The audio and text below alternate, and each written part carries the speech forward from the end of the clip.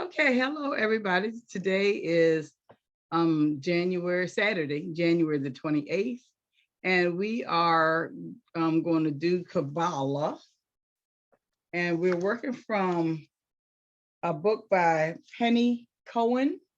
You can see that my book is, old and ratty and used. One of my favorite books. Penny Cohen, 32 Paths to Inner Peace and Life Purpose. And it's the personal Kabbalah. So this is the book that we'll be working from. And we finished up Malkut and Yesod, and today we'll be entering into Hod. But so just to let everybody know where we are, and I'll just go ahead and begin in prayer before we get started. So let's just settle back for a moment and center ourselves into the wholeness.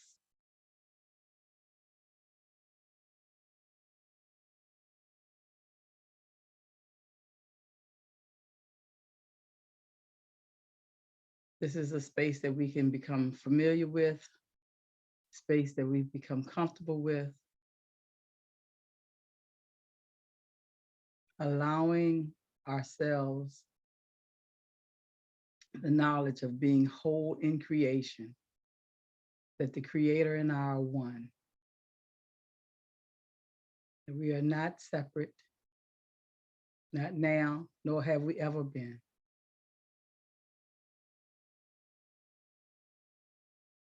So as we allow ourselves to see the wholeness of creation, we know that that is that one source of love, of all knowledge, all presence, and of all power. All is there, and we are a part of that all.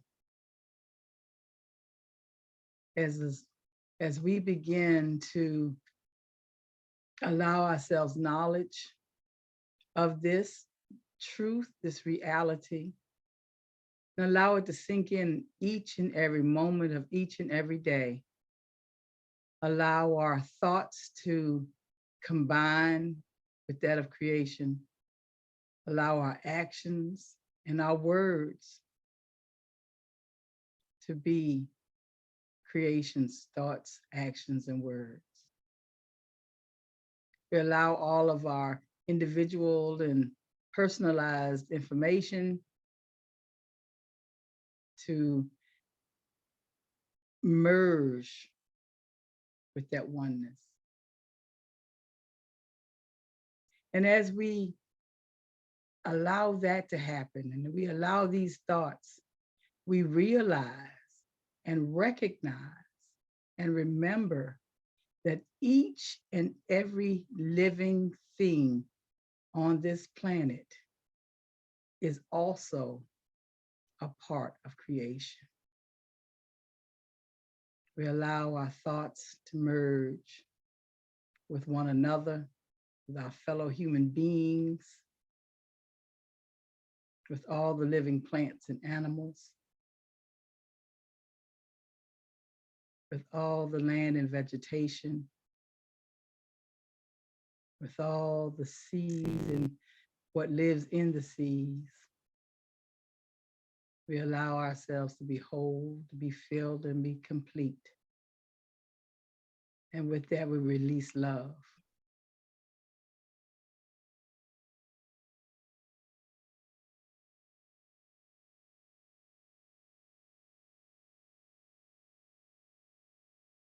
And as we release this love,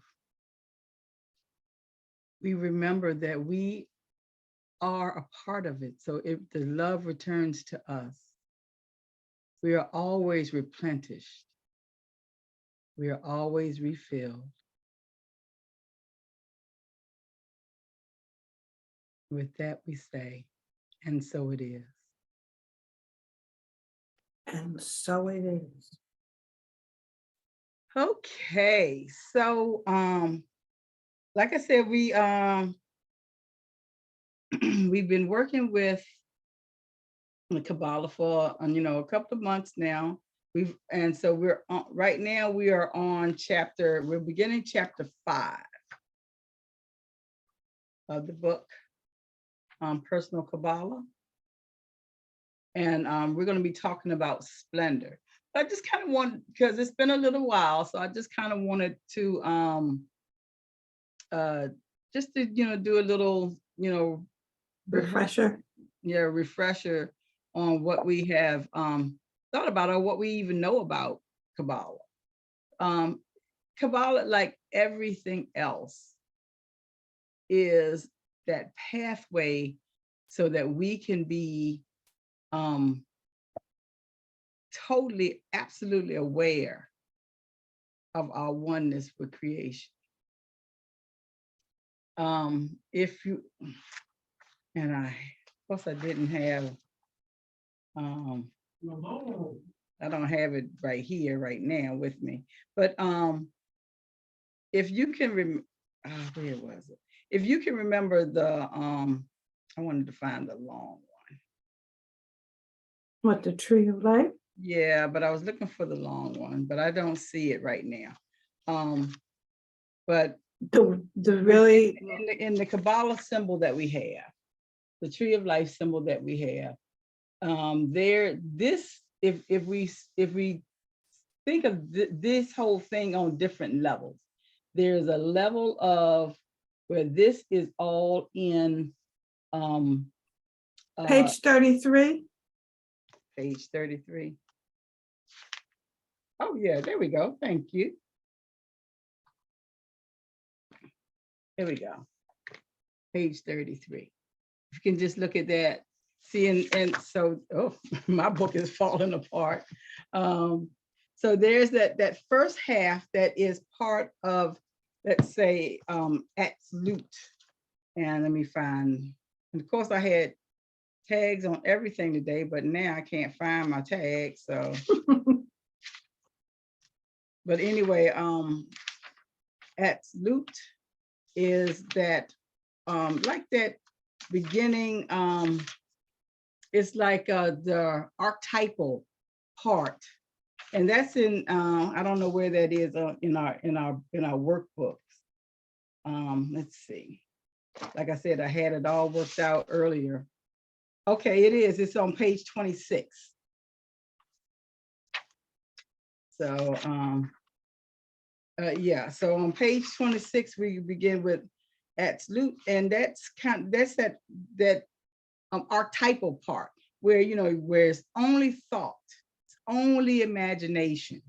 It's it's that part of creation where all desires are, and everything is good. Everything starts off good. Everything is good there. Then in the second half, it comes down to Bera. And I might not be saying this correctly, but it might be Beria. Baraya.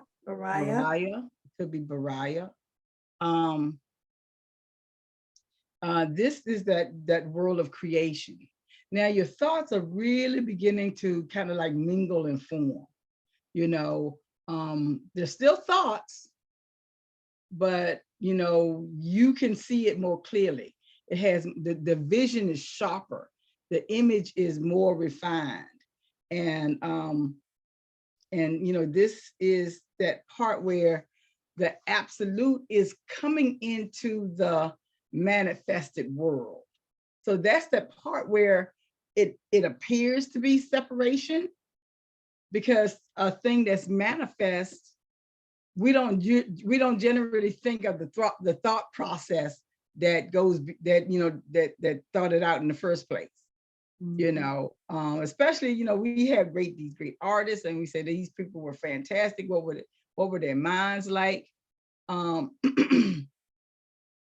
So, but we think of them as separate individuals as opposed to all a part of the whole process, all a part of absolute. So when we start to see things in Beriah, now we're understanding that, okay, these thoughts that are in our own minds and in the minds of, people that we call masters. Now we're understanding that all of this is that part that where creation is really being formed, and it looks like it's the beginning of separation, because now it's the beginning of bringing this from one level of to another level of manifestation, one level of thought to a different level of manifestation. The third part is called Yetzirah. And Yetzirah is like where things are, now it's more than just, now it's just more than just thought, and it's more than just, a clearer, sharper image. Now you're, it's like you're setting a goal. Your goal is clearly set here. You're putting things in place. If you need money to run a business, now you have made the contacts to get the money to run the business in this form, in this place of Yetzirah, and so if those are the things that you're really seeing the formation of that. And also this is part of where your mind is really coming into play, because you're using actions and words to go along with making the thing happen. And so that's the world of creation. And the last one is Asaya. And that's like the physical world. That's okay. Now you have that chair. Now you have that dress, or you have that dinner that you thought about making, or you're operating that business. It is in complete manifestation.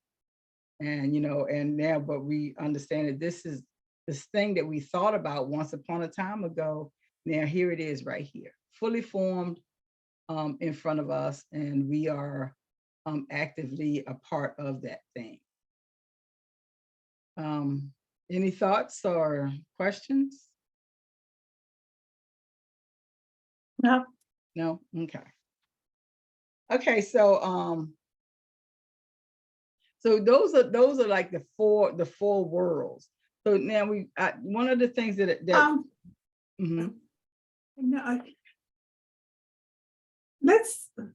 let me get this right. The first one, the absolute, that's the world of spirit. Right. The like Beriah, thought. Like right. There is there's no manifestation there. Right. Right. And the Beriah is the beginning of manifestation, where we're talking about creation. Yeah. Okay. Yeah. So the thought is a little bit more visualized. It's a little bit more filled out. Okay. I'm just going over this because I want to make sure I understand it. That's all. The Yetzirah. Yeah. And that's where things are beginning to form, actually come into being. Is that what I'm asking for confirmation, because I just want to make sure I understand it. Okay. And then the last one is the manifestation. Yes. Or physical. And when we're working in Kabbalah or any philosophy, we're understanding that we once were Yetzirah. I mean, absolute. That's what we once were. Fully formed. I mean, just thought. And as we individuals, and I personally believe that, you know, we do choose to come here. So I think, you know, I personally believe in reincarnation, that we have come from one lifetime, you know, physical lifetime, to another. You know, I know that that's not everybody's philosophy. I know everybody doesn't believe like that, and that's fine. But I'm just saying that that's the thing that I see that works for me personally. Well, Mhm. no, I was going to say, I believe in reincarnation. And I remember when I was much younger, and I probably still do, but I hadn't thought about this in a long time. The fact that when we come here, this planet Earth, we came from another planet and settled here. And when we depart this physical creature that's walking this earth, when we move on, when spirit moves on, it moves on to physically reincarnate on another planet. Okay. Okay. And I do, like I said, I very strongly believe in reincarnation. And there are those that actually are able to help us revisit past lives. I've never, you know, encountered someone that is able to do that, but I understand that there are people who are able to help us, you know, revisit past lives. Like, you mean like a past life regression? Or are you talking about? Yeah. Are you talking about entities from like angels, or, you know, the entities that come from different planets? What do you know? What do you mean when you say that? No, there are people, you know, like a past life regression. Right. Yeah. Oh yeah. Uh-huh. Yeah, and that's one of the things that is so fascinating about life and about learning about other philosophies, and that we are, you know, and that we have options to see how they work within our own thought patterns and our own thought systems. You know, something that we, you know, we might want to just work specifically through only one philosophy, and there's absolutely nothing wrong with that. Not anything wrong with, you know, having you know, finding a religion that works for you, and you work only through that. I mean, or you can, you know, do like I do and include a little bit of everything, because I see that everything fits together. Right. A tossed salad, so to speak. Right. Cafeteria stuff. Something else to do with food, though, of course. But when we think of ourselves first as only thought, and we see that we are in the world of manifestation, we are at Asara, you know, we have, and I think that that's what people have thought of as the fall. That when we fell when we only see ourselves as manifestation. We don't see the wholeness and the oneness of that we are creation and manifestation, that is all one thing. It's not separate. Right. And you know, I was thinking about that earlier today. Oh, wow. Yeah. Oh, I thought you were going to say something else. No, it's just interesting that you should, you know, mention that, because it was something that it kind of crossed my mind, and I said, no, we're not separate. Right. And we never have been. Right, exactly. But there has been a belief in it. Exactly, yeah. And when we believe it, that's where we have had faith. And faith makes something real, because faith creates, you know. So half in, half out. I mean, is there really separation? If you believe it, yes, there is separation. If you believe that God is up there in the sky, he's a man sitting on a throne, and that, there's a devil below, and that, there's a group of people over here that's called Caucasians. There's a group of people over there that's called something else. And the group of people, and everybody is separate, because I live in America and you live in Mexico and you live in Canada. And, so that means that we are separate from one another. If, we can believe in anything down to the most minute point. So that's the thing that we are getting back to using. I got the Carroll book, but that was okay. That's the thing that we are using to get from that point where here we are at the top. Oh yeah, what was that? What page you said that was 33? Where they have the long image, right? No, yeah. So when we think of the tree of life, we often see the tree as, there's a tree, and then you look underneath and there's another tree. So we are really actually, this is the top of our tree, where we are, because we start here. We're starting from this lower level of Malkut, which is the kingdom or the foundation. We're starting here, at this point where this is just manifestation. Everything here is manifested, but this is where the roots are. Right. The roots are here. So the roots are the nutrients and the reminders of and a part of the top.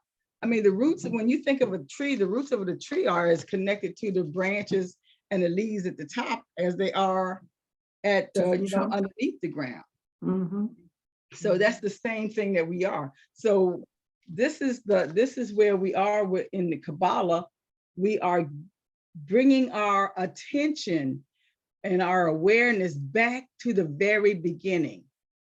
And so, and it's called the lightning strike. And this would be a good time to, I had another book one time. It was called The Pillars of the Kabbalah. And anyway, so, it talks about the lightning strike, and this is where, creation starts here.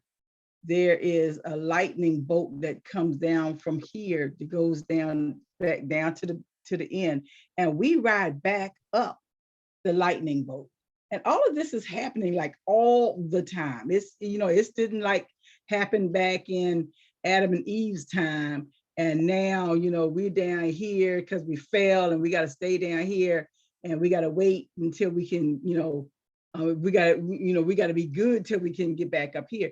All of this is happening all at the same time, because there's only one. I mean, there's one thing, and that is creation. Creation is always creating itself all the time.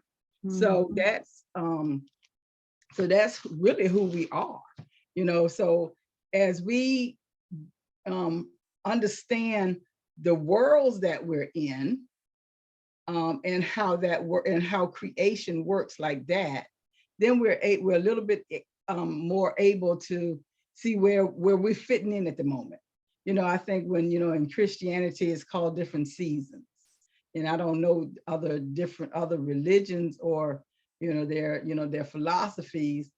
So I can only really speak with, through Christianity, but we have these different seasons that we're living in. Or that there's a time, this is the season that we plant. This is a season that we reap. This is a season that we are, we are making, presentations. So this is kind of the same thing. What this is saying is that when we understand what world we're in, what world we're working through, especially if we are creating something. You're creating something for yourself. If you want to bake a cake, or you want to start a business, or you want to have children, or you want to have a family, or you want to buy a car. Whenever your concept of thought, it's first coming through here. And this is where we are mostly in that part of absolute. We are mostly there in our most creative thought. So so we move down to to the different worlds and to the different levels, and we're using the Sephira. My computer's acting real crazy. We're using these things here. Each of the Sephira are they're the 10 points where that guide us, like 10 gateways. These are like the 10 gateways that guide us to from one, like if we want to look at it from one checkpoint to another checkpoint, from one level to another level. I don't know if we can see it. Let me show you. You can see it better with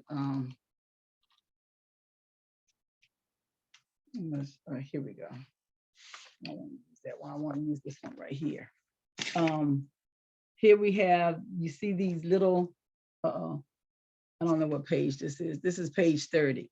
But we travel the different pathways. This pathway in between here leads us to a different growth patterns in things that we need to be able to live effectively as creation. So these pathways are is how we travel from one level from one gateway to another gateway. And so there's the Sephira, and then there's the I don't think that these have a word other than pathway. If it does, I'm sorry. I'm not thinking clearly. But and these are the they're called they're the Hebrew numbers. I mean letters. So it's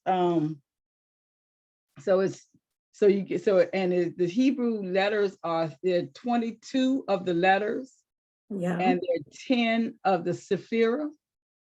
So this whole pathway back to our wholeness and oneness is 32 paths. And each and we enjoy each and every path along the way back up to wholeness and oneness and fullness. Because our whole and this is still what I believe, is that we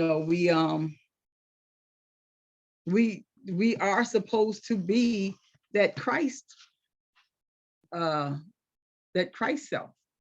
We are supposed to be our God self here on this planet. When Jesus was here and he did it, in 33 years. At 32, we should have been walking. We should be walking on water. We should be, doing all of these things. And these are the things, because these are the availabilities of the growth of our humanity. Now 33 years, doesn't necessarily mean chronological time. It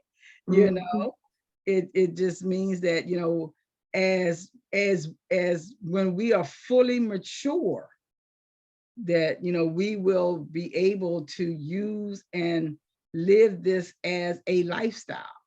Live it, teach it. This is how the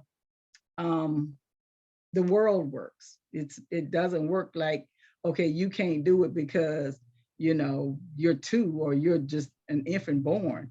We will teach we will be taught in how to live in this way.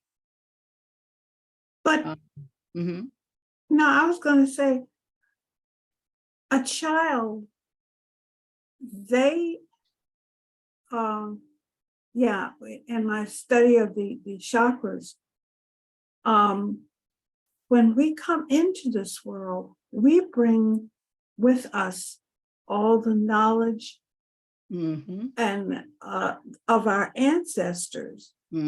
But we just, as a child, an infant, a toddler, we bring that, but we don't always understand it. Because we have to work through these bodies. Exactly. These bodies have to move through time. And when you're an infant and you're just finding out, oh, wow, what are these things right here? Hands. What do they do? Fingers. Yeah, what do these things do? So as we develop, we are developing along the lines of the confines of where we are taught. And we're taught by our adults who are saying, okay, these are fingers, these are hands, this is what hands do. And we're only saying this is what hands do. So now we're kind of, that infant that knows that there's only all of the knowledge that I have in my head. Now I'm only beginning to see hands in this way because of the time that we live. Right. So as we develop into wholeness, we are moving past that place of limitation, and this is some of the things that that where Kabbalah helps us. And I think, and when you look at all of the religions or philosophies are saying the same thing. Don't be so attached to this limited world. Exactly. Look beyond the limitations.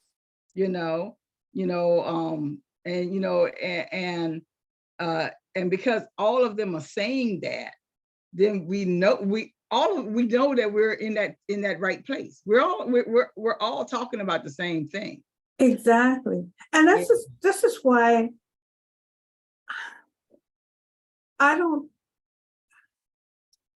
I just can't comprehend people not seeing others.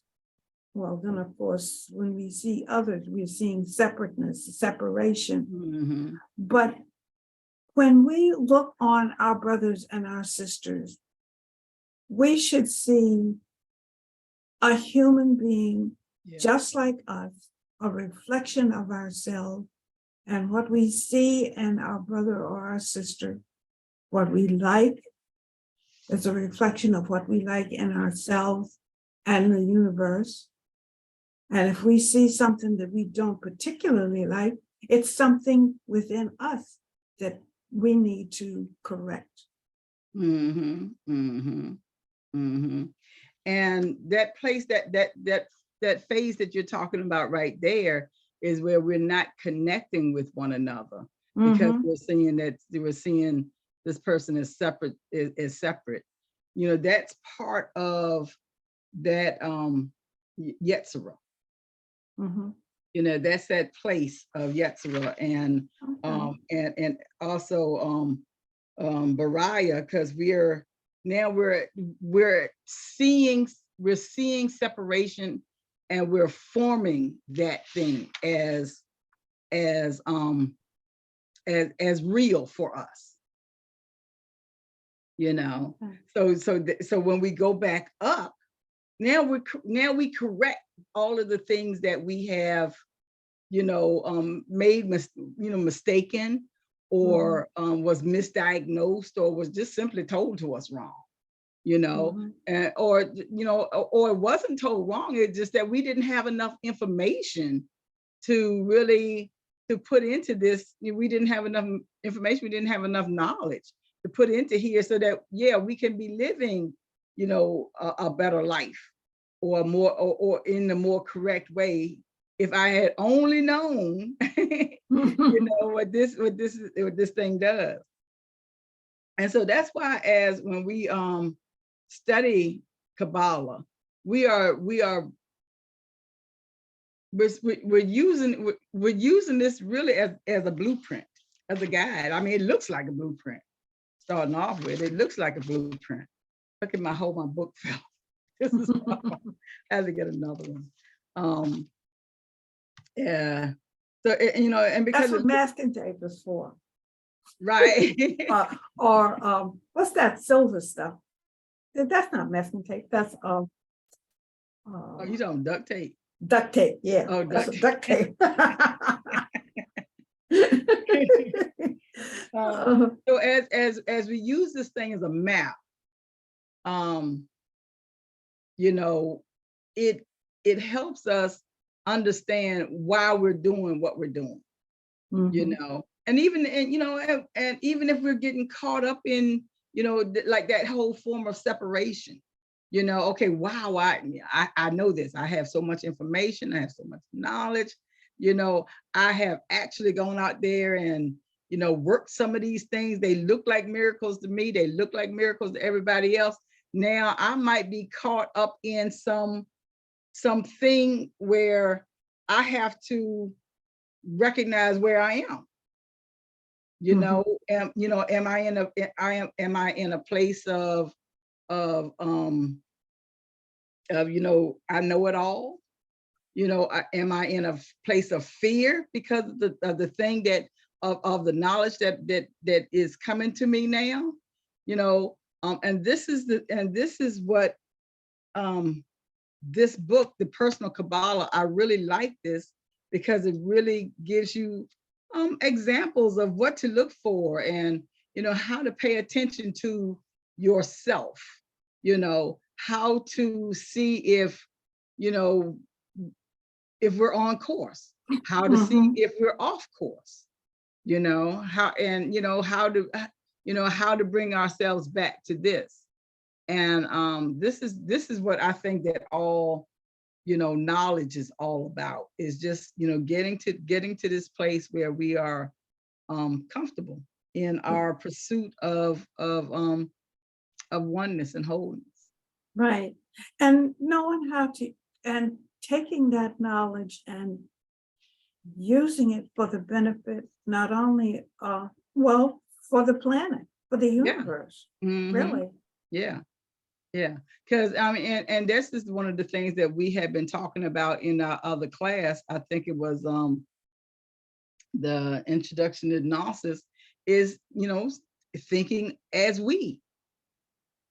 Thinking of ourselves. When I think of me, I think of we. Right. We the planet, we the living, we the whatever.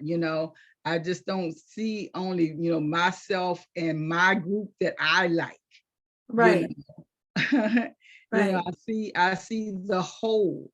And I think that and that's one of the things when we are seeing the different worlds, and we recognize the world that we are in. If I am in Yetzirah and Bariah, where I am separating and forming at the same time, am I creating something that is going to turn out to be negative for me and for the world, for us? Am I creating something, that it will be negative? Am I creating something that will be positive? What am I thinking and what am I doing at the same time? And this is one of the things that I kind of wanted to be able to talk about today, is because this is one of the things that in Kabbalah is that we have these, and this is what I wanted to do. Oh, let me see if I can draw. Okay, draw, highlighter. I don't want to highlight, pen. Okay, and am I doing it right? Okay, this is highlight. I know, right? Pen. Oh, no. It's the highlighter. Okay, yeah, of course. Of course it's gonna work when I'm scribbling. Because y'all see, I'm learning, I'm trying to learn how to, do my computer at the same time. So y'all know that I'm not a good computer person, but I'm learning and I'm excited about doing this. There's got to be an eraser here. Is this it? Nope. I think this is it right here. Eraser. So yeah, it's just eraser. Nope, that didn't work. That was not the eraser. There we go. There. There it is. There we go. Okay, fantastic. Okay, draw. I want the pen. Okay. And there are three, what you call it? You know what? I think this part I better do the text because I don't know if I can draw that good. Or, you know, to write it out. There are three, what you call it things. There are three pillars.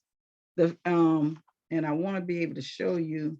I couldn't find it in the other book, so I found it in our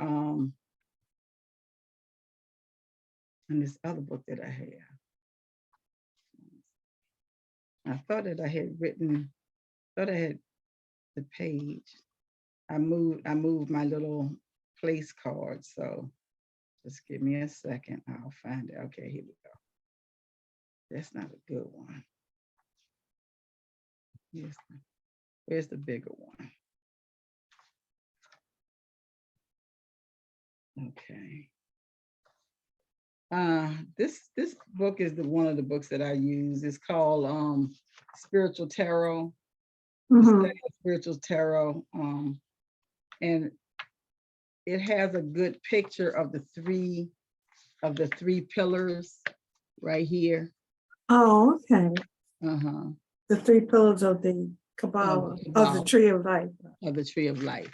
Now this in itself, this is Keter right here. So these are these where you see each of the triangles.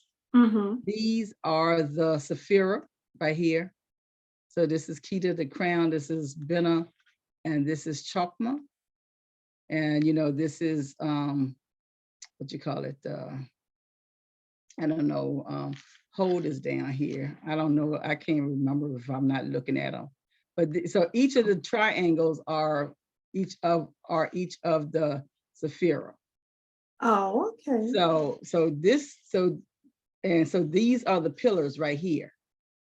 The right. Pillars are the three pillars right there. The three columns. Yeah. Yeah. And the first one is on page 32. 32. Okay. Yeah. I was just looking, it says pillar of clemency. And the pillar of security and the pillar of mercy. Gotta get rid of this. There we go. Say the pillar of what? Severity. Pillar severity. Okay, yeah, okay. The pillar of, what is that? Clemency? Yes. Which and is then the pillar of mercy. And I'm trying to find, what did I do? That's the one just across from the long one that you were looking at before on page 32. Right. But I'm trying to find. But anyway, but yes, that's it. And there we go. Equilibrium. So the first one starts off with nope, not yet. I'm trying to do text. And this is the left one, hopefully I'm hoping I'm going to do this right, is severity. And I think I'm going to do the caps lock just to make sure. S-E-V-V-E-R. Uh-oh, my eye sticks. T-Y, severity. And let's see, how would this go? So would I just do it like this? Like, oh. Do it like this. Okay, so the middle one is like equilibrium or balance. Okay.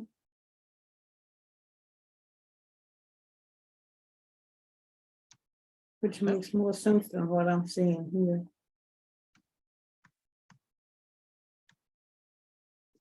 And the third and final one, and this doesn't look equal, is the mercy.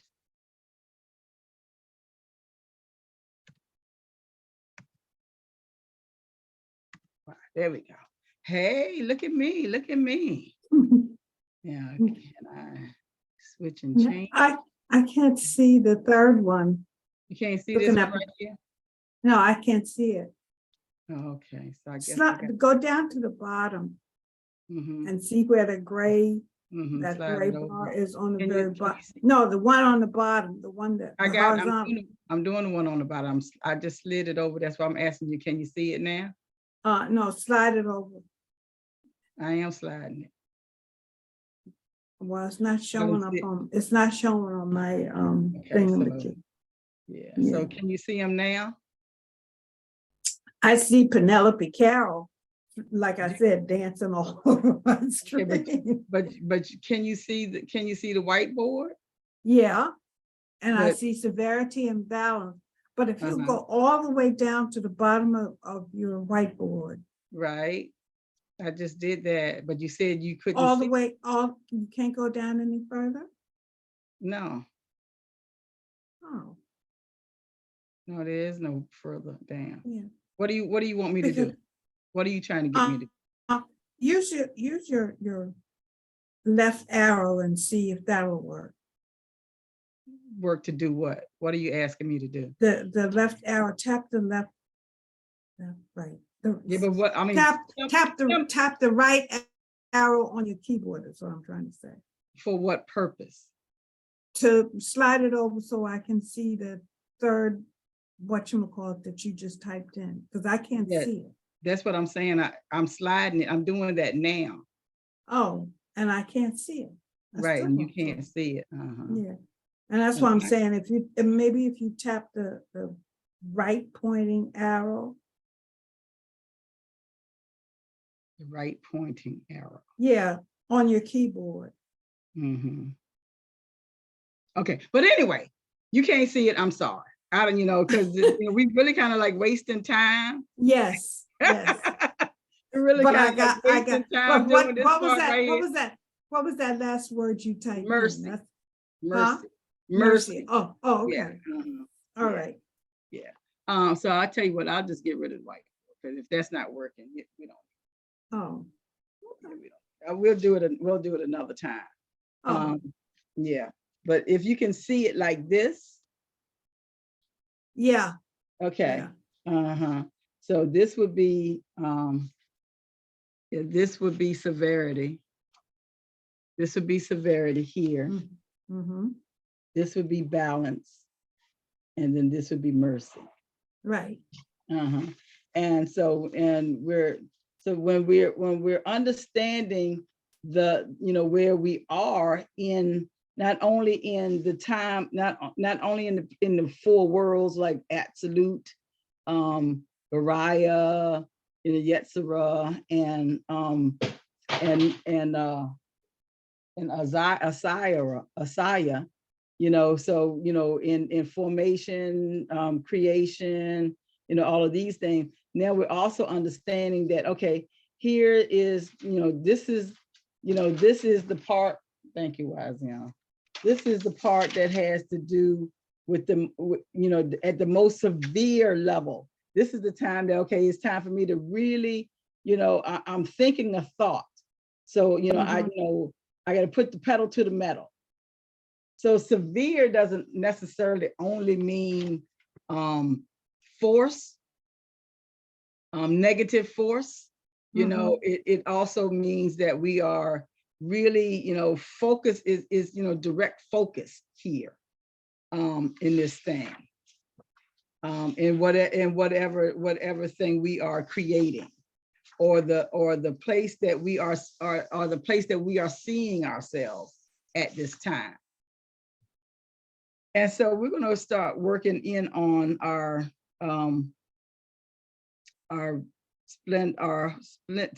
hold, which is the third Sephira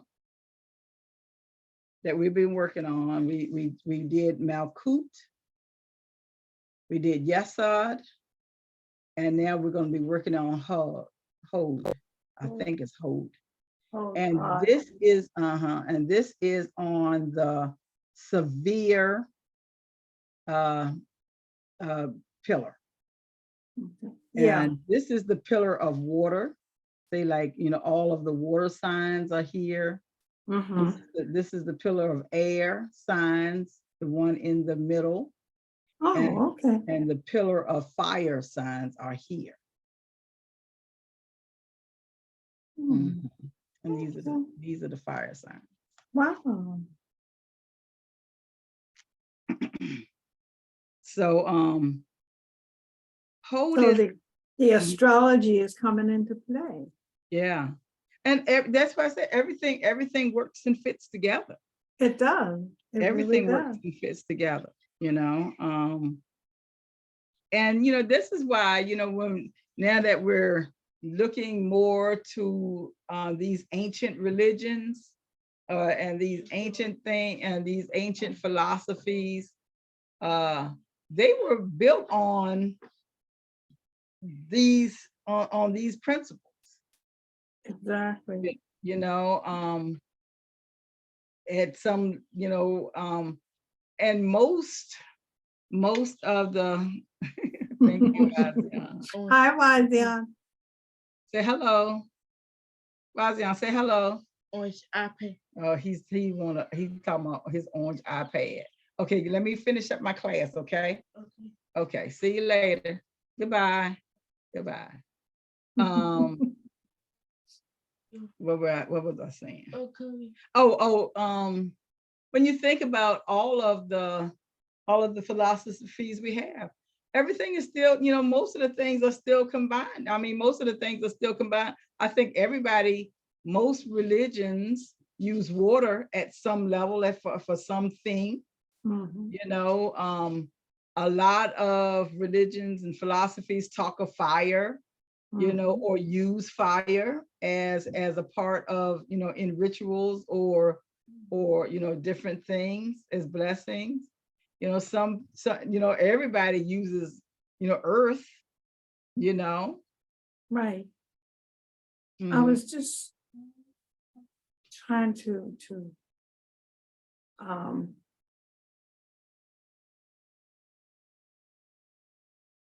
translate it into physical, mental, and okay, when you talk about earth, wind, air, and fire, physical, mental, emotional, and spiritual. And I was trying to equate. You see what I'm trying to say? Physical would definitely be earth. Earth, right. I think that, and I don't know them all, so I don't either. Yeah, so we're just kind of like, spitballing here. And for anybody who knows it for real, hey, let us know. Inform us. Yeah. Yeah. I would think that spiritual would probably be water. Mental, I would think I would call air. So we did. Oh, and fire would I don't know what. Emotional. Yes. Yeah. Yes. Yeah. So. Yeah, that makes sense. Yeah, that makes sense. Yeah. Especially to me, so like we said, if we're not correct, let us know. Exactly. Or if anybody has any other, ideas or way of looking at it, let us know these things. So to talk about Hold and Splendor. So this is the communicating, thinking, and receiving. So that Sephira is a part of, like, that splendor itself simply means, like glory, and here it says attributes of splendor is splendor, glory, reverberation. And I thought that was a good explanation of splendor. In Hode, we experience the splendor of God's glory by co-partnering with God and passing on divine wisdom. It involves left brain, cognitive abilities, and the area of receptivity, listening, and communication. I'll just read this whole paragraph. To emulate the essence of Hode, we can call on any of the above representations or meditate on experiencing divine splendor and the ability to think and communicate clearly. At the end of the meditation, state the affirmation, I am in the splendor of God's glory and co-partnering with God in passing on wisdom. I just dropped my book. Where are you? On page 79. Okay, yeah, I see it now. Yeah. So when we think about Hode in this as splendor, we're thinking of, that this is that place where we are really, we're critically thinking. Our thoughts are really defined because we're in that severe column. So we're our thoughts are defined. We're really there's purpose. We're cutting through all of the BS. We're just purposefully doing things. We're purposefully living like this, and we feel so much glory because we are.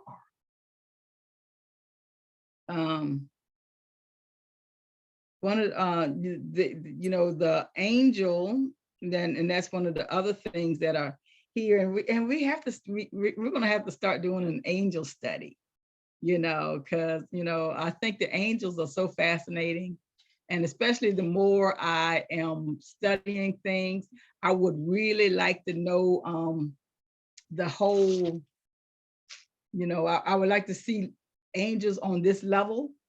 Right. Because I'm still seeing. Go ahead.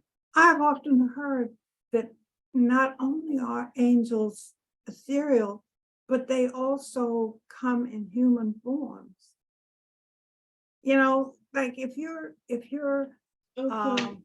in need or desire something that is essential, somebody will come along and provide or fill that need for you. We often refer to them as angels. So,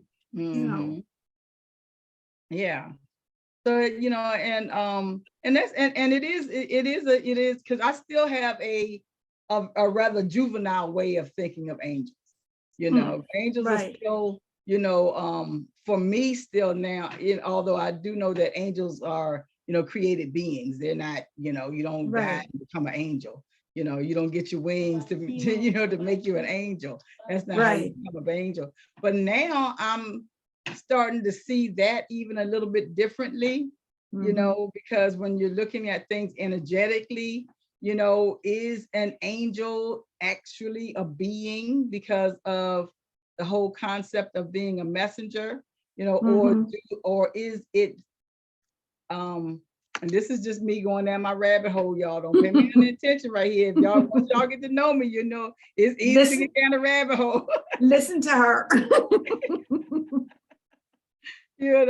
I'm wondering if, like you were saying, because we have, seen or heard or, had, reports and stories of, somebody in a car accident, then somebody shows up out of nowhere, knows all of the things to do, either heals or corrects the situation, and poof, they're gone. Nobody knows where they came from. They don't know where they went to. Sometimes you find out that it was a real person. Sometimes you never find out. Exactly. So, so is that energy, so profound at that second that, a messenger comes and creates the situation, corrects the situation and moves on. So I just think that holds, we need to start a study on angels. And that's my sounds good to rabbit hole for me. today. For one of them anyway. What were you getting ready to say, Harriet? You're No, about to say I said it sounds good to me. I like that idea. But the angel associated with Hod is Raphael. Raphael, that archangel, because all of the each of the Sephira is accompanied by an angel. Okay. And always an archangel. Let's see. So Raphael, the archangel of healing, represents Hod. Raphael's name in Hebrew means heal me, O God. Raphael is known to heal all types of ailments and is full of knowledge, including everything having to do with medicine, mathematics, education, books, and legal contracts. He is the personification of health and recreation. Also, as the patron of the dead, he leads souls into judgment and guides them in self-analysis.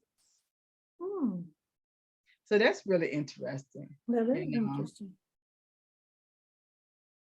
Yeah, going back to my Catholic days where, you have your angels and saints that are assigned to you and they have purposes. I kind of miss that, I guess, distinction or definition, just, so that you are, I miss having, this protective angel, over me, this one. Why do you feel it's gone away? The knowledge, so it's not so much that it's gone away, it's the knowledge.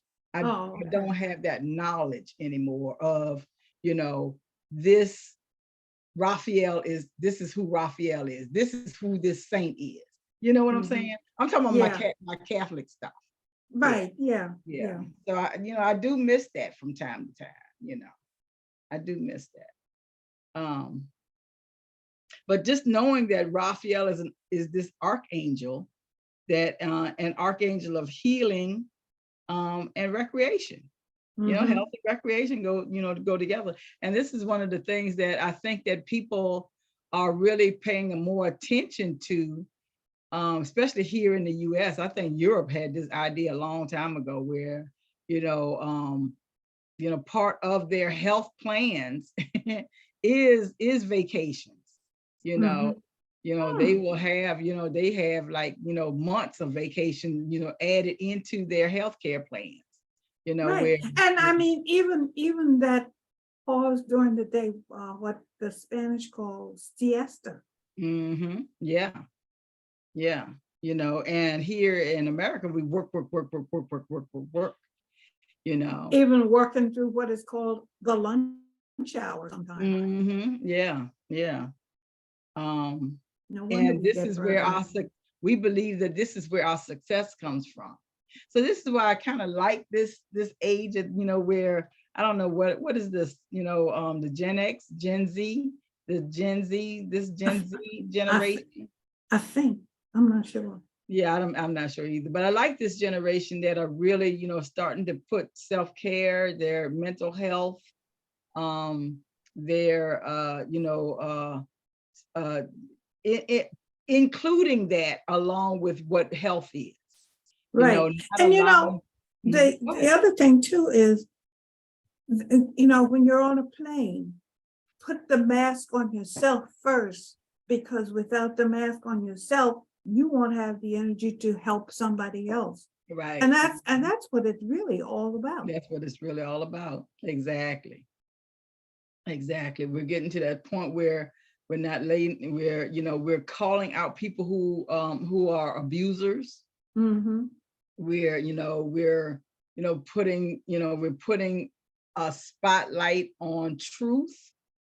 All of this stuff is necessary so that we can develop our what I'm thinking, our evolutionary process.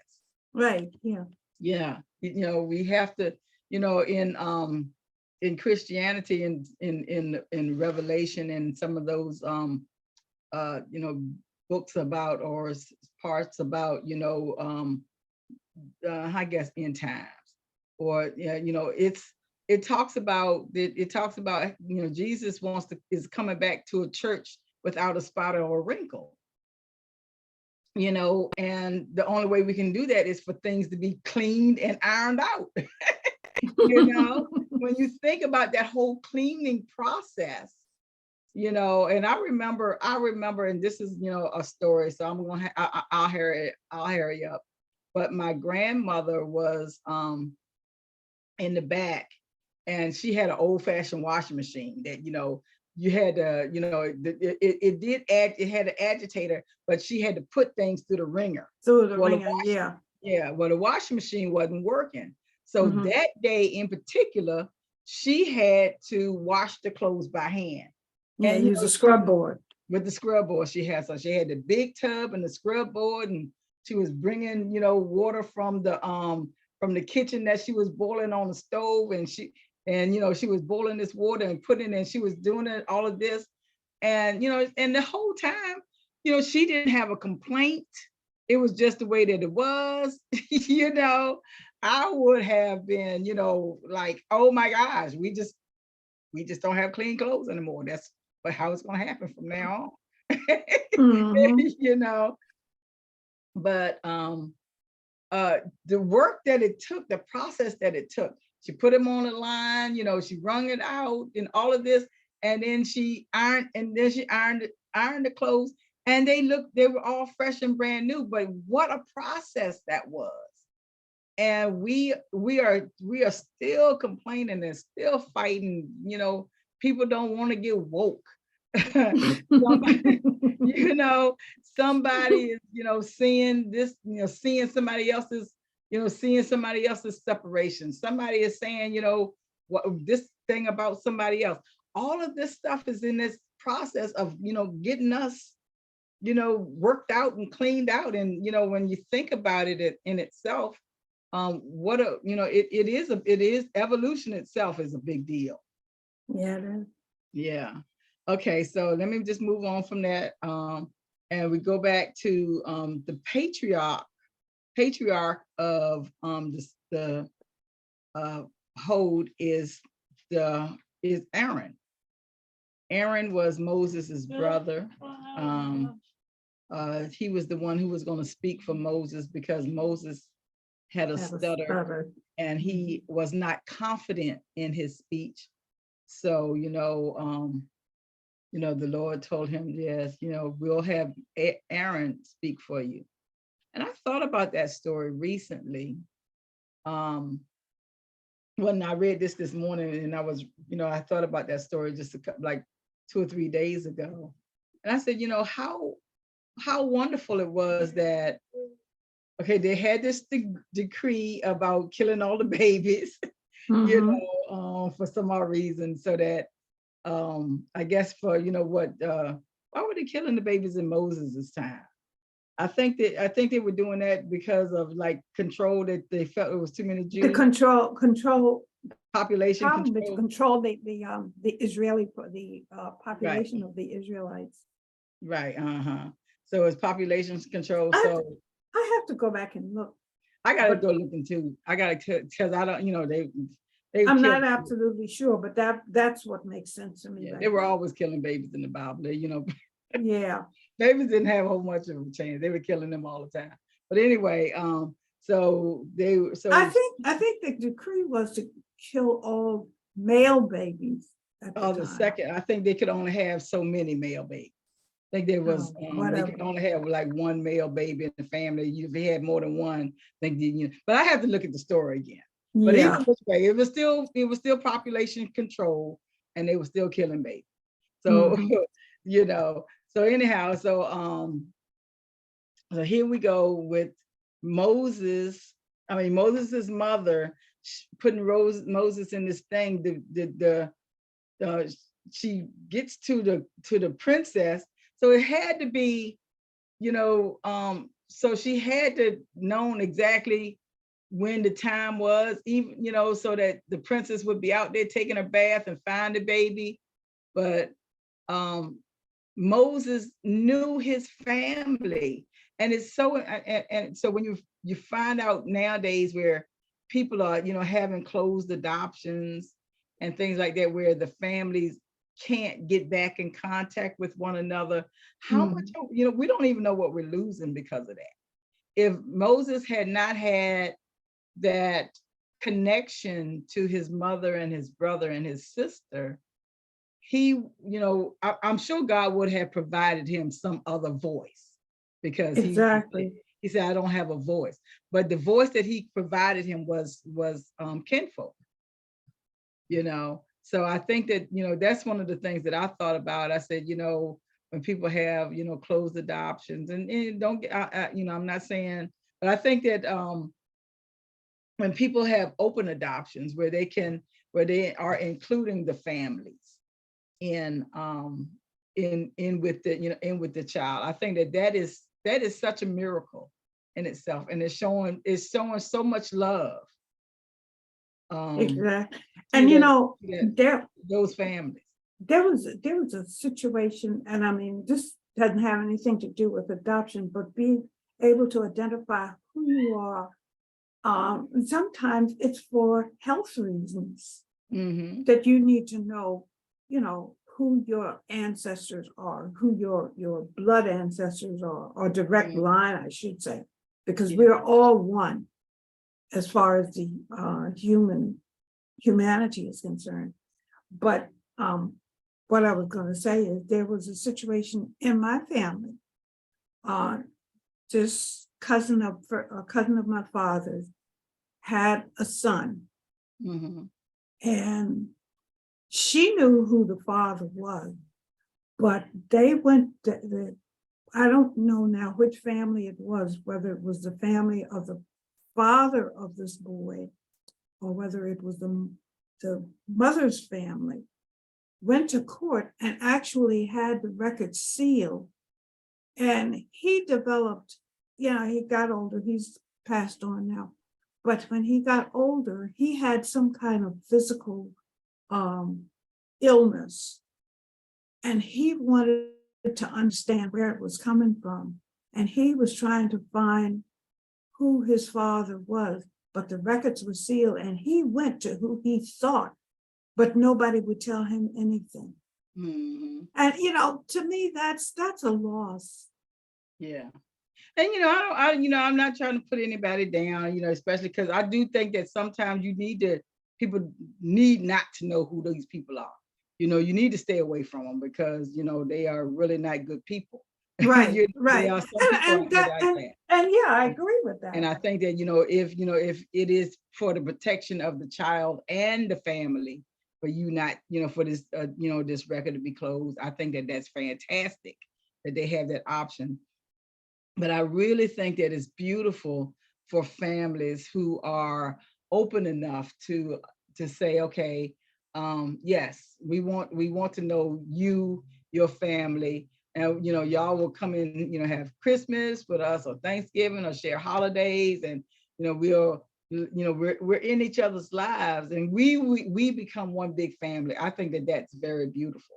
It is. I think that that's one of the things that I saw in that that picture of Moses and his adopted mother, because there's no way in the world she didn't know that girl was his mama. She, somebody says, okay, she just had a baby somewhere, so she's a nursemaid. So the nursemaid was Moses's real mother. There's no way that adopted mother did not recognize that this is the boy's mother for real. She recognized, so she understood. I mean, there could have been there might have been a family resemblance that she just kind of overlooked or closed the close a blind eye to it.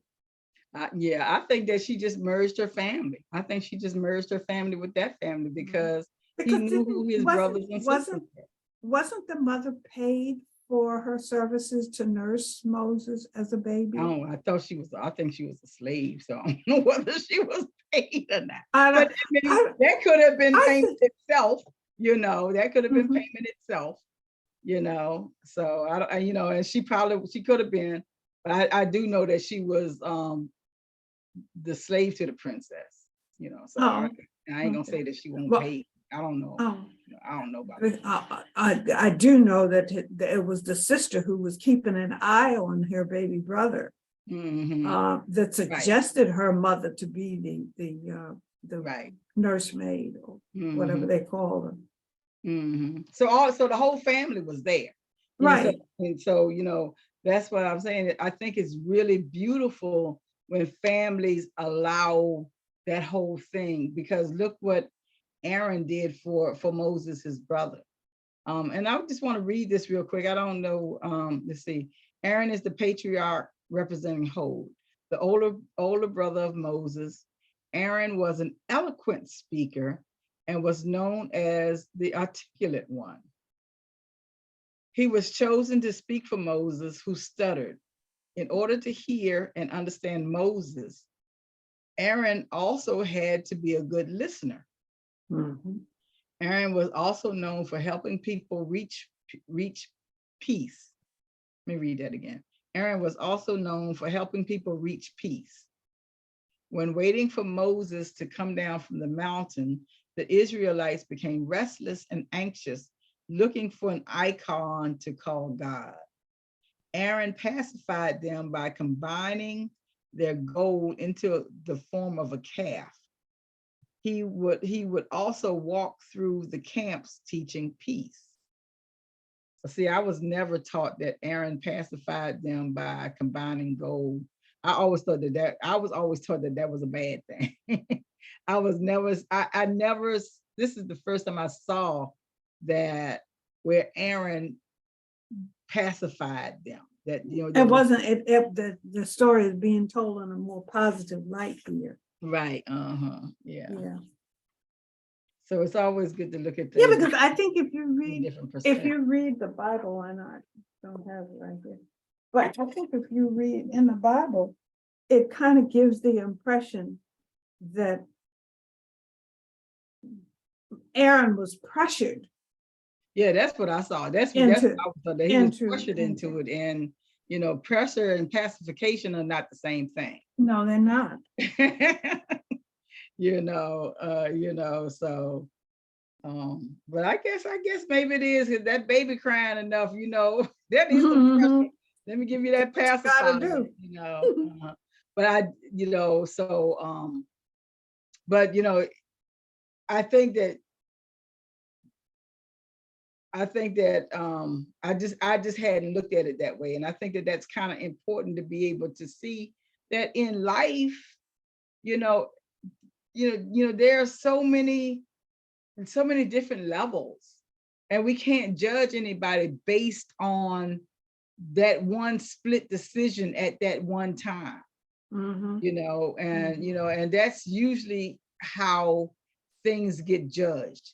You get judged on that one particular action at that one particular time, and we're not allowing the balance of good to be entered into that judgment.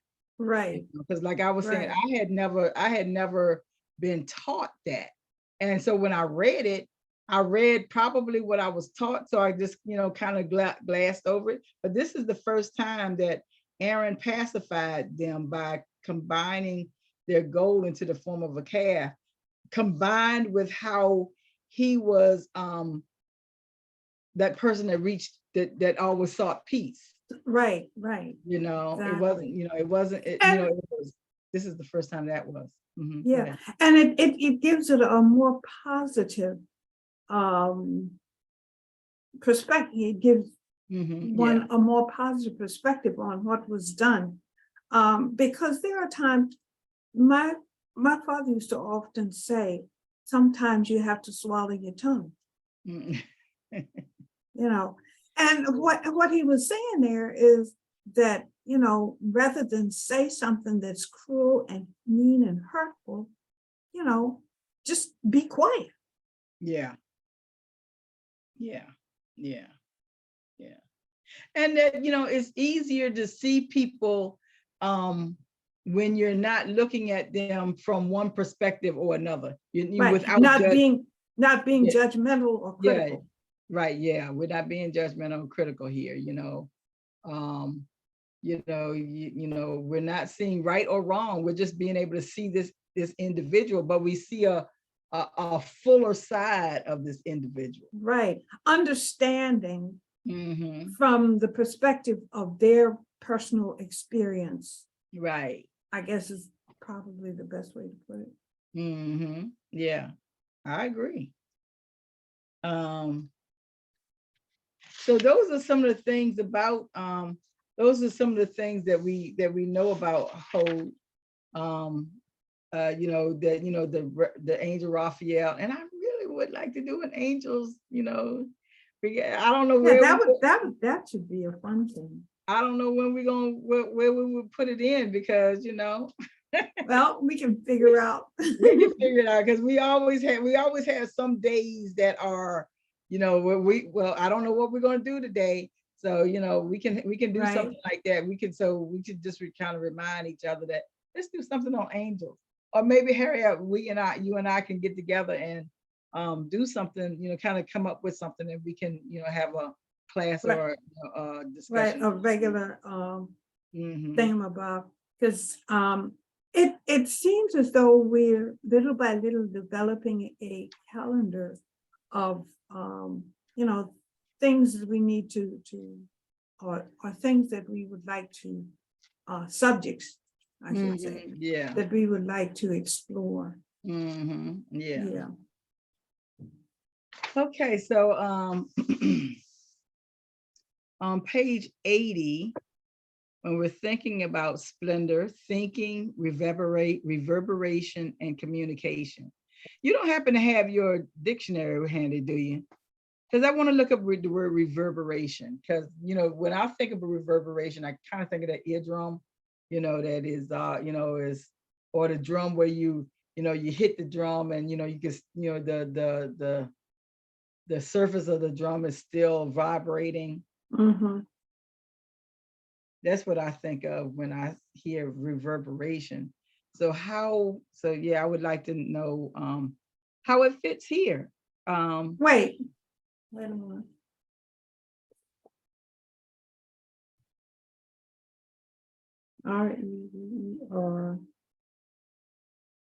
REVERBER. Okay.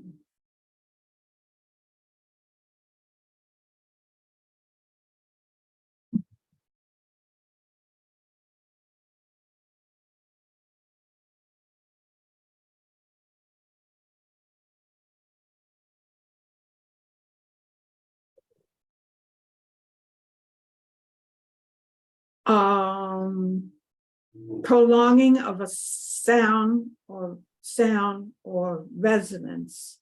Mm-hmm. Let me read that again. Prolonging of a sound, semicolon, resonance. Okay. Yeah. Okay, so it says, Hod is the third gate to enter as we ascend the tree of life. The primary attributes of Hod are splendor, reverberation, and glory. It's seeing the splendor and glory of God's divine providence and presence. It's seeing the splendor and the glory of God's divine providence or presence in everything we have and do, and reverberating or echoing divine prophecy. It's the area of data, processing of, monitoring information, and passing it clearly along in the form of listening, learning, teaching, communicating. On the left side of the tree of life, whole consciousness involves left brain cognitive abilities, thinking and study. This is hold and netzach are the Sephiro of prophecy, and hold represents thoughts, while netzach represents feelings, and each influences the other. These Sephiro are often explored together in hold and exploring, in hold and the surrounding paths, we work primarily on thoughts. So, yeah, so, just thinking of that we are, hold is that when we are really focused and concentrated on the splendor and the glory and the reverberation of that, of how that is continuing to echo in our thoughts and plans. And I like it that, well, that's one of the things that it did say earlier, is that hold and netzach are, they kind of work together. You see one, you see the other. And most of the, what do they call them? I want to say triune. Triangle? Yeah, all of the triangles. I think they call them triunes. I might be mistaken on that. But on each of the triangles, usually the Sephira kind of, they balance each other, but this one, these two work together. So, and when you think about it, and that's the hold and the netzach. So it's kind of like, let me put it, let me find a better picture. Yeah, it's this is hold and that's netzach. Like hold is here and netzach is there. See, like this one is, I don't know, Gerrera. These words are hard for me. And hold and netzach. This one is.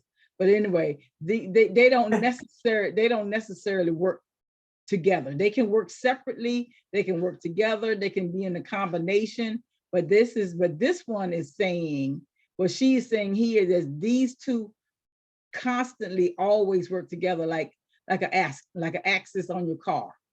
Like, when you turn your left wheel, when you turn your steering wheel, your left wheel goes along with wherever your right wheel is going.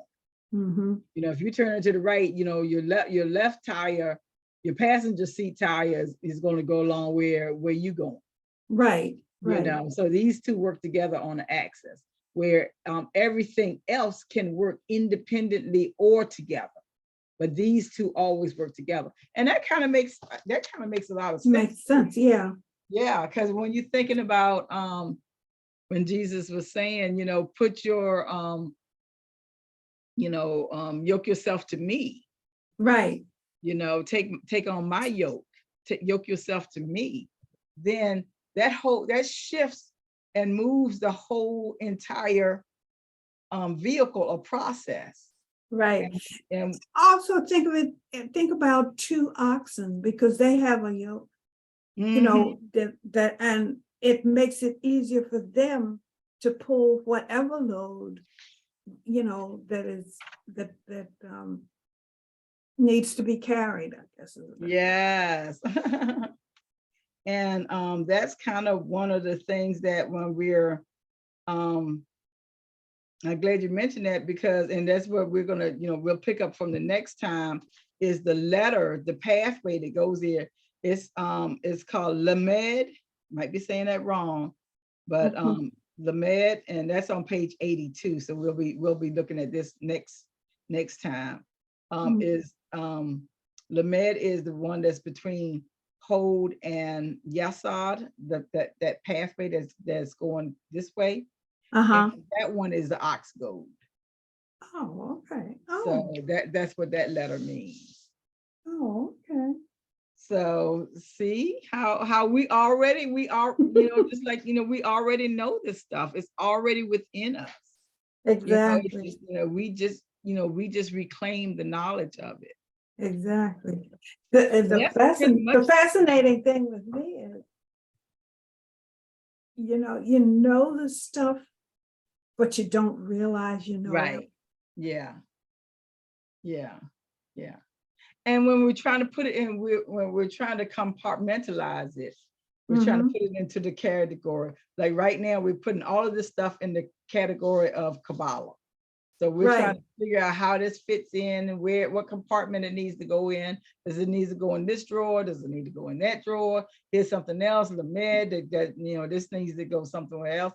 But the thing is that we're all connected. We're all one, always have been, all of these ideas go together. So, when we allow ourselves to, I guess, to grow out of or release from that place of where everything has to be perfect.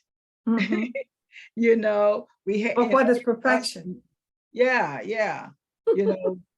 Yeah, we can, it will be easier for us to just understand truth that way. Exactly. What we do here in Inner Haven to me is so beautiful, because what I'm seeing is, and it's something that I have for a long, long time, I won't go so far as to say always, but from the time I began to understand and comprehend things, I have always believed, that if we just look for the good, instead of being critical and judging, and look for the good and try to understand, because these so-called religious wars are totally unnecessary. Yeah. And then, and they never said it was about control. That, it's always was taught that, who's in control? We're doing this for God and Christendom or whatever, the 100 Years War, but what they really wanted, the Spanish wanted the Muslim stuff. They just wanted their stuff. They wanted their land. They wanted their, all of their ingenuity. Those are the things that they wanted. And the irony of the whole thing is that when you look at how the Europeans labeled Africans and Native Americans as savages, but when you look at their societies, and especially their ancient societies, or ancient societies, within their society, everything was shared. Yeah. You understand? And when I say everything, I'm talking about the land. You didn't own the land. The land belonged to the tribe. Right. Now, you might have been assigned a portion of it to do with whatever you decided you wanted to do, but what you did with that land and what came out of that land was shared with all of the tribe. Right. Yeah. And I think when people use terms like savages, there was just, something to demean and promote promote doubt, and hatred. So it wasn't, it wasn't anything that it wasn't anything that they were trying to, well, I'm not gonna say they were trying, they weren't divide and conquer. Divide, yeah. But it was I don't think it was anything that they really believed. I think that it probably took generations for that belief to come in. But I think that the initial thing that's okay, this person is a savage. I think that they did not believe that from the beginning, because they adopted all of the savages. All they usually but look at all they learned from those quote unquote savages, and they used all of their stuff. So I don't think that I think that wasn't and I'm not going to just say it was only for the Europeans. I think everybody does that. I think that people just do that in general when they want to steal somebody else's stuff, and they don't want to give them, they don't want them to and it begins with the basic unit right within the family. Right. And when I said it really begins with us thinking that we're separate. We're not separate, because if I hurt you, I eventually hurt myself. Exactly. Because just like I got to lie to you I got to lie to myself. I have to lie to myself to make me believe that I'm a good person. And then you have to, the work there is, you have to remember what lie you told so that you won't trip yourself up down the road. Yeah, well, I know one thing about liars. Liars lie. Liars lie about everything. They don't care whether Yeah, they get caught in a lie or not. well, they're And I gonna know the deny, liars. They don't care whether they get they're caught. gonna deny it anyway. They're gonna, they lie. They liars lie. So That's right. but but when we are thinking, you know, spiritually, and we are thinking in separation, I can't hurt you without hurting myself. That's right. Because everything, because I am going down that path of pain. So if I choose to go down that path of pain, that's all that there is on that path. There's nothing else on that path of pain. But if I can choose to go on a path of peace, and then that everything on that path would be a path of peace, But that's just one of the things that that we learn in using Kabbalah, and using Kabbalah as a lifestyle. What does this path mean? What's on this path? And where these gateways that, what's the gate that I'm leading to?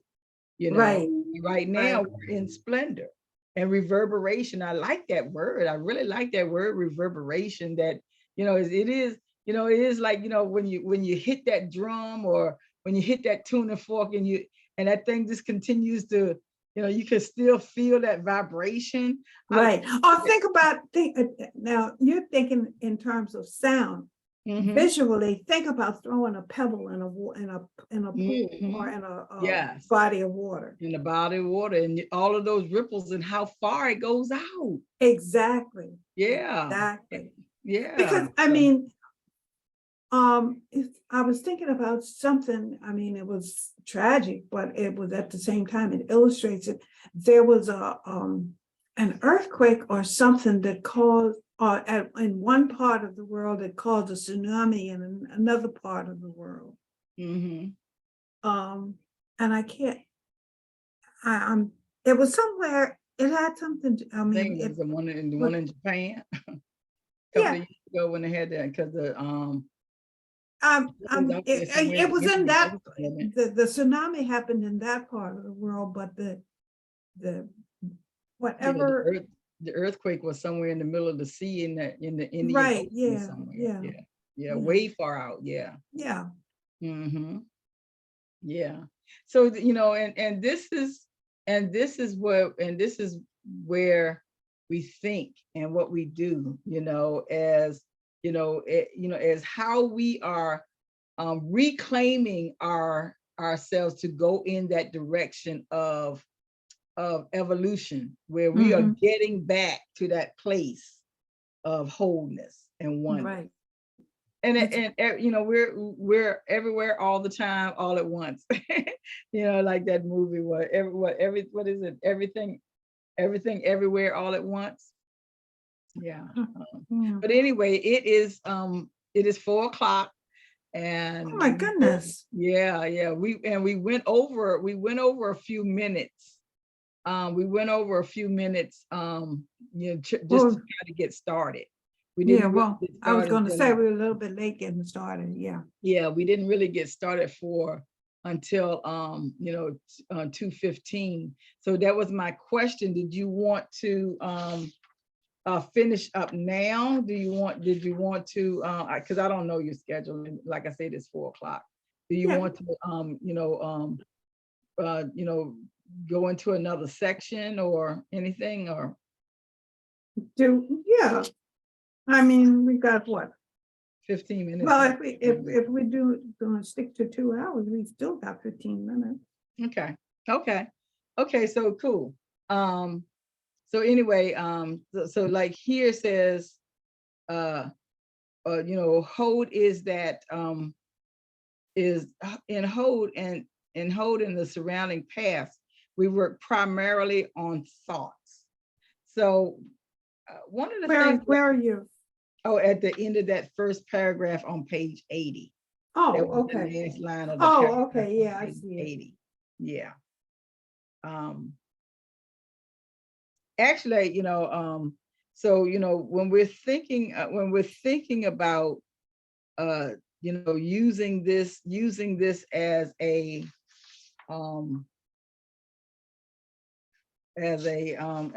lifestyle, and this is where we are right now. Everything that we're doing, we're thinking on thoughts. We're in A Course in Miracles, we're correcting and changing our thoughts. Right. Because we're seeing where our thoughts are creating our actions. So all of the things that we're working on things that that have to do with our thoughts. So Exactly. yeah, Power of the mind. the power of our minds. Because and that's why I think that mental, having a lot of mental stress is very harmful. It is. To our world. And I think that that's kind of, when I think about, and okay, here's another rabbit hole, everybody. When I think about, the time where television went off at 12 o'clock at night, 11 o'clock at night. Right. There was, there was the national anthem that came on, and the TV was about to go off, and there was nothing on it after but fuzz. And yes, there was always bad people. There was always some negativity out there, but we didn't have. I don't remember that stressful feeling that we have today. You're right. And also we're bombarded when we turn on the television with all these different commercials that's trying to convince us that we're not whole or perfect human beings if we don't have this, that, or the other, whatever it is they're trying to sell. Right. Exactly. And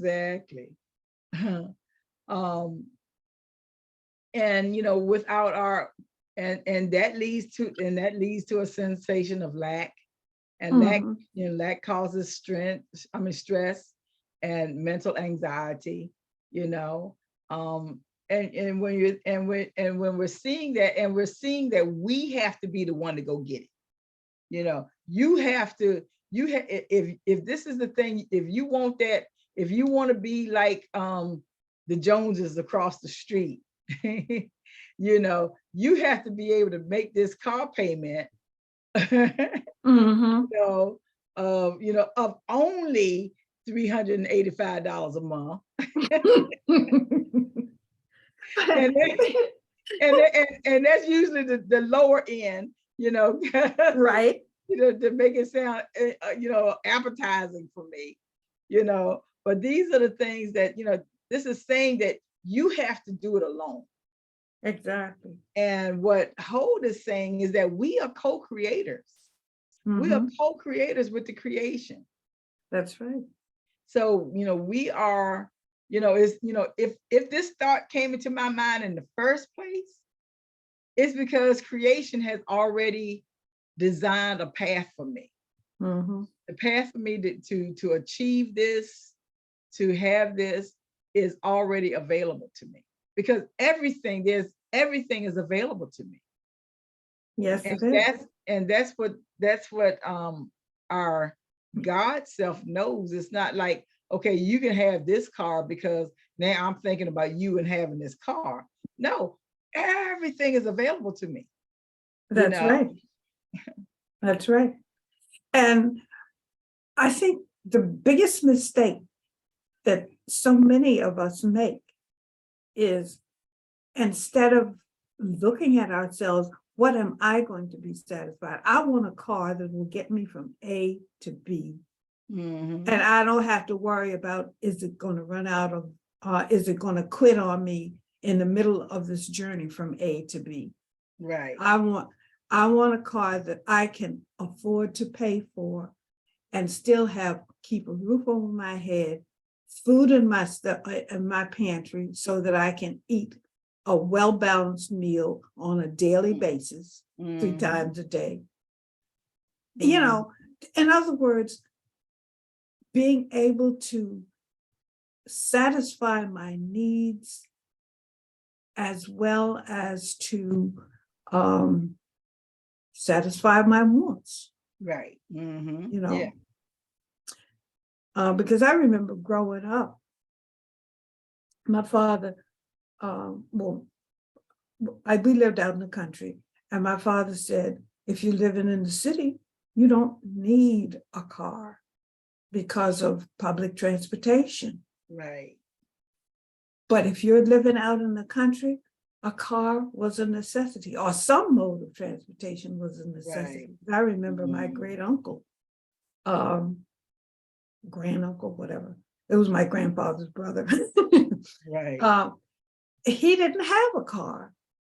What did he have? He had a horse and a wagon so that he could get from point A to point B. On Sunday morning, though, he would come to our house and my dad would drive him to church. You know? So.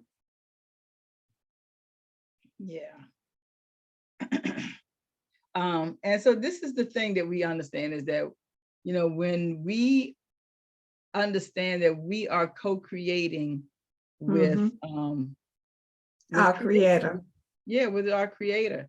It makes it easier for us to be doing something for where everybody is going to be satisfied. Rewarded. Yeah. Yeah. Yeah. I'm not only looking out for myself. I am looking out for everybody else. Right. And that's what that I think the younger generation, when I say younger generation, those that are a generation or two behind us, I think that they are awakening to that. Yeah. But because they are more aware of eating healthier, protecting the environment, protecting Mother Earth so that she will take care of us. Wherein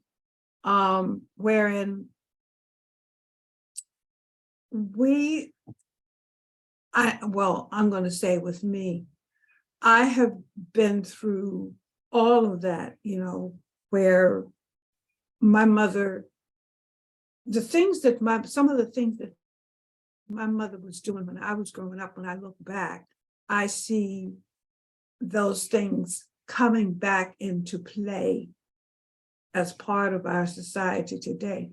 Like, for example, my mother had she would go to the store and she would get something. The man at the store would give her a shopping bag made out of paper. And she would carry that shopping bag until it fell off. And she would carry that shopping bag with her back to the store every time she went until it fell apart. And then he'd give her a new one, kind of thing. And we find that today we are being reminded to do those kind of things to save our environment. Exactly. Exactly. Here, the next paragraph is observing divine providence, seeing God and co-partnering with God. And this is kind of, you know, this whole thing is just what we have just been talking about just now, is that how we see ourselves as, you know, co-creators. Yeah, co-creators, but you know, my hands are God's hands, my feet are God's feet. I can't, I'm using, everything I do is with, and not necessarily, because I think we've been trapped in the thing like it's for, but I think if we think along the terms of with, as opposed to, I'm doing this for God, but I'm doing this with God. Right. it makes it more, our participation. Yes. Makes it, it's more, it's more uniting, and it's not so singular, where, if you say, I'm doing this for God, well, you might be the only one that can do this for God. But if I'm doing this with God, then, God is including me and everyone else to do this right along, Let's see, this first paragraph says, in order to see the splendor of God's divine providence, it is important to understand that what divine providence is. Kabbalah teaches that everything is divine providence. God is everything. God is around us, within us, everything about us and our lives. He is the existence of the universe and everything in it. Since the Ein Sof is light and energy, and everything consists of light and energy in different sizes, shapes, and forms, then everything is a different shape or form of God. Even inanimate objects, which consist of very condensed amounts of energy. Furthermore, we are constantly in communication with this light and energy. We are co-partners with God. And yeah, that's exactly what we're talking about here. Well, let's stop right at this part right here, because most of this is pretty much saying the same thing. If you want to, a little bit later on, just read over it, the whole chapter. And then when we next get together, we'll get together on the path between which is Lamed, and we'll discuss that. Okay. Because it's 4:09. Time goes by so fast. Yes, it does. We're gonna stop at 4:15, and we might as well, finish up here. Did you have a particular day you wanted to do this? So what is this? This is the third Saturday, or is this the fourth Saturday? It's the fourth Saturday. Well, why don't we just keep this as the fourth Saturday for right now? Okay. Yeah. So. And because I really want to get our what you call it back on the schedule, our journaling back on the schedule. Yeah. And we have a lot of things that's giving us homework, that we can incorporate into our journaling. So right. And this book has excellent things to do with journaling. Right. Yeah. I think that this is some of the things that we can do, that we can also include in. Right. We were doing the journaling on the first Saturday. The first Sunday. Oh, the first Sunday. So why don't we leave the first Sunday for journaling? Yeah. Okay, that sounds good. Put that on the calendar for the first Sunday of the month. Yeah. Yeah. Okay. Because you know how you get these big calendars from the Dominion Power. Oh, and I have been using that to kind of pencil in what we're doing. Oh, okay. Okay, that sounds great. Okay, so you have any questions on anything that we have discussed so far, or any comments? No, it's just that I have been more or less and I haven't paid as much attention or done the reading that I should be doing when it comes to the Kabbalah. But I'm trying to, and that's the other reason too, that I'm trying to keep a calendar so that I know what's coming up, and to get myself into a habit of reviewing whatever it is that's coming up on the calendar, And as far as the Kabbalah is concerned, I've been kind of leaving it up to what we discuss in class as far as my learning process is concerned. But I need to really take the time to do more reading. If I don't do anything else but read and just write down questions or concerns in my reading before, we have our session. Sure. And because I have been just more or less depending on our discussions to help me tie in what we're discussing with the Kabbalah with the other areas that we are, studying, right? So, and today's session, really let me know that that's what I need to do. Okay. Moving forward. Well, that sounds like that's your round table. Yep. I was gonna say that's my round table. That's your round table of things that you thought that, how you're going to apply it to your lives. And this is one of the things that I think too, is that for me, I really love the Kabbalah. I like, this makes a lot of sense to me. First of all, there's a lot of rabbit holes, so I love to run down a rabbit hole. There's some spaces for me to get lost. There's so much. So this is one of the things that I like about Kabbalah. And I think that one of the things that, that I have gotten out of the information today, I really like this word reverberation. Just to think about how that vibration continues in me, what my thoughts are, what I'm saying, how I'm acting, how that vibration continues in me and through me. And it makes me,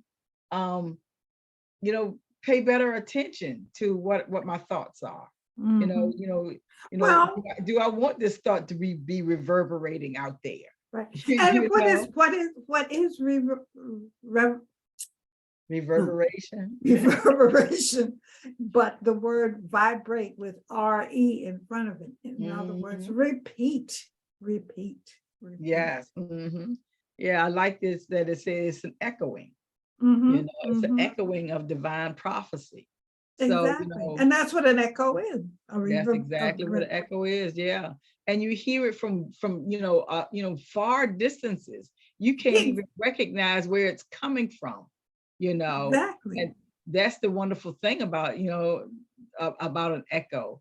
You can hear it, but you don't necessarily know where it's coming from. Where it's coming from. That's right. Yeah. And when I think of that, when I think like that, what thought am I thinking? And where is it going? And what is it doing? Because my thoughts collect with other thoughts. Exactly. And they create along with whatever else is out there. So, am my thoughts clear or pure? Or are my thoughts harmful or degrading? What am I thinking? So this is, and you know how actions are. Somebody always seen you, no matter where you are, what you're doing. Somebody knows somebody knows some of your business. That's right. So, you can't run, you can't hide. Yep. That's for sure. But anyway, that's, this is the story for today. This is where, like I said, we'll start off next when we come back on the, wait a minute, so we won't, that will be on the 25th. The fourth Saturday will be the 25th of February. And that's going to be another Inner Haven Day. That's our 7-year day. Oh, okay. So I might mention something about Kabbalah, but we won't, that won't be the main discussion. Right. So this is how our calendar because this is how our calendar always changes because because something else comes in the way. Well, next thing you know, it's 6 months later. That's right. Right. But anyway, so that's part of our commercial. So I'll just go ahead and, we did our round table. The commercial is for tomorrow. Sakina will be coming on and she will be talking about Dimensions. dimensions. Every weekday, Monday through Friday, I come on and sit in meditation, and I can say that the meditations are really helping me. Great. Yeah, they're really helping me. I have an opportunity to breathe, to really take some time and to do and to breathe. So I kind of, I know that I really want to, start incorporating maybe some yogic exercises along with my meditation, either beforehand or afterward. But that's something that I'm considering for myself. Also, Wednesday from 5 to 6:30, we have our Course in Miracles group. Thursday, we have our book club. In our book club, we're reading the Introduction to Gnosis. Mm-hmm. So that's our book club reading. And as Forrest going to be doing his I Am on Thursday? Oh, yes. Thank you so much. Forrest is doing his I Am from 11 to 12 on Thursdays. So that's another opportunity for us to, just to really get into that I Am consciousness. To really get into that consciousness of wholeness, and that we are co-creators with spirit, with God, or y'all know what I mean. Yes. I think that's it. Oh, and like I said, we are having our Inner Haven Day. Is going to be Saturday, February the 25th, and Sandra and Ben offered their home that we can do something there. So we might be meeting over there. Okay. But we will always have our computer available, so that we will be doing our thing. Connecting with those that are distant. Yeah, connecting with those that are distant. So and because I still don't have an outline, but we are working on with the number 7, and hopefully maybe by the end of this week, I'll have a title, and I'll have some things that what we want to be able to discuss, but everything is going to have to do with the number 7. So, because this is our 7th year of Inner Haven. Wow. Very good. Actually, when you look at it, we are in the 7th year, and we are coming to the end of the 7th year. Really? Yeah. Going into the 8th year? We will be starting our 8th year when we pass that 7-year mark. Oh, yeah. Yep. Okay. Yeah. Well, and 7 is a number of completion. Right. So, I got hot all of a sudden. Hot flash, I need some air. Woo! Number 7. Come on, number 7. Well, that's it for today. That's it for our class today. We've had a great time. I'm glad everybody who has had an opportunity to sit in with us. Let's see, since we are starting to putting things on YouTube, I think I'm supposed to say, please like and subscribe. Isn't that what you said the other day? Yeah, like and subscribe. Please like and subscribe. So this is kind of new. So Harriet, would you like to close us out in prayer? I will. Okay. And let us sit back, take in a full, deep, cleansing breath.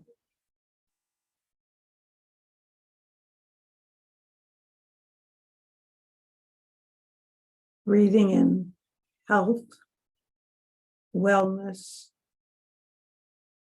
abundance, wealth, and positivity. And as we exhale, releasing illness, disease, lack, poverty, and negativity.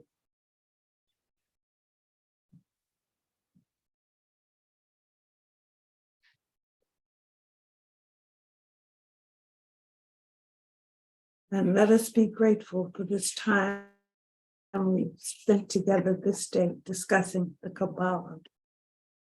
Let us take what we have learned, the new information that we have gathered during this session, and put it into practice, making this world a better place for ourselves, for the environment, and for all that we come in contact with. Let us use this in that manner, because we are all one.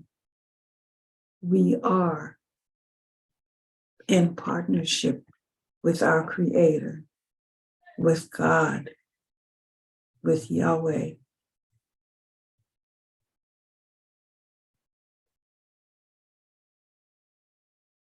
Let us be grateful and use the knowledge that we have gained, using it wisely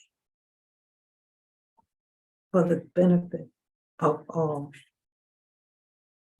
And so it is. So it is. Okay, thank you so much. Thank you. All righty, love you. Love you. Bye. Bye all.